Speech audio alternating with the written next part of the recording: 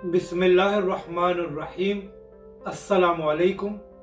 आप देख रहे हैं यूट्यूब चैनल आम सी बातें।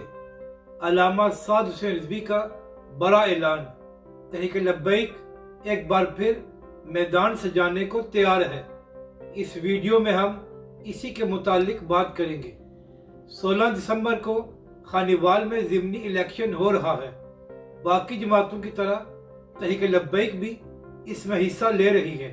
तो कल इसी सिलसिले में तहरीक लब्बैक ने खानीवाल में बहुत बड़ा जलसा किया, जिससे खिताब करते हुए तहरीक लब्बैक के सरबरा अल्लामा साद हुसैन रिजवी ने कहा कि इससे पहले जब भी इलेक्शन हुए हैं तो हमेशा तहरीक लब्बैक के वोटों पर डाका डाला गया है, मगर अब हम किसी भी मुअज़्ज़ज़ डाकू को ये इजाज़त नहीं देंगे कि वो तहरीक लब्बैक के साथ धांधली करे या हमारा हक छीने।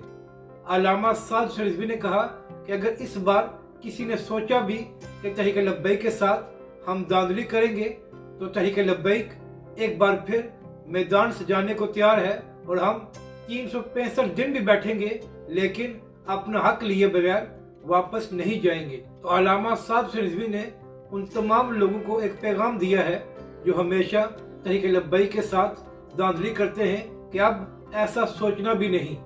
अपनी राय का ज़रूर इजहार करें कि आपको ये वीडियो कैसी लगी और हमारे इस चैनल को भी सब्सक्राइब करें।